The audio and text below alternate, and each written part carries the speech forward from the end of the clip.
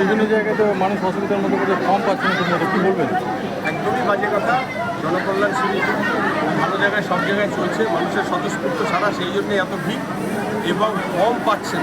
কিছু আমাদের বিষয় রয়েছে যেটা রেশনের ছোটোখাট, সেটা বাড়ি বাড়ি আমাদের গিয়ে ফর্ম ফিল আপ করানো হবে।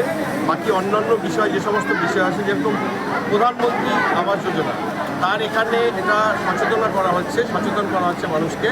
এবং সেই ক্ষেত্রে যারা বিধানসভা এলাকায়, গ্রামীণ এলাকায় থেকে, তারা বিডিও অফিসে যোগাযোগ করবে। এবং যারা পৌর এলাকা থেকে, পৌরকরণে সেখানে নোডাল অফিসার আছে প্রধানমন্ত্রী আবাস যোজনা, সেখানে যোগাযোগ করবে। আর পরিষ্কার কথা, এতদিন ধরে আমাদের কেন্দ্র সরকারের বহু জনমুখী প্রকল্প ছিল, আগের সরকার এটাকে বন্ধ করে রেখেছে, মানুষের সুবিধা পাচ্ছে। আমাদের যশস্বী প্রধানমন্ত্রী নরেন্দ্র মোদীজি যে সবকা সাথ সবকা বিকাশের তার যে সংকল্প, সেইখানে আমরা পশ্চিমবঙ্গবাসী বিভিন্ন প্রকল্প থেকে বঞ্চিত হচ্ছি না।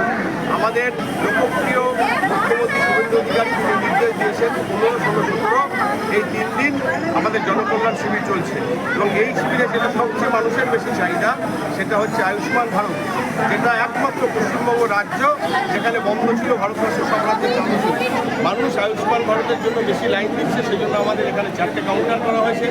তাছাড়াও অন্নপূর্ণা যোজনা থেকে, ওল্ডেজ ভাতা থেকে শুরু করে সহবাসে আরও বিভিন্ন প্রকল্প রয়েছে।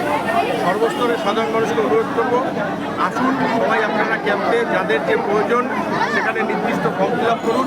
তা বাদেও এরপরেও আমাদের যারা বিভিন্ন সরকারি আধিকারিক রয়েছে তারা তো যাবেন, আমাদের দলীয় কর্মীরা যাবে। কেউ যদি বাদ দিয়ে থেকে চিন্তা করবেন না, আমাদের দলীয় কর্মীরা গিয়ে আপনাদের নির্দিষ্ট ফর্ম ফিল আপ করে আমাদের ডবল ইঞ্জিন সরকারের যে সুবিধা ঠিক আপনার বাড়িতে পৌঁছে দেবে। Thank you.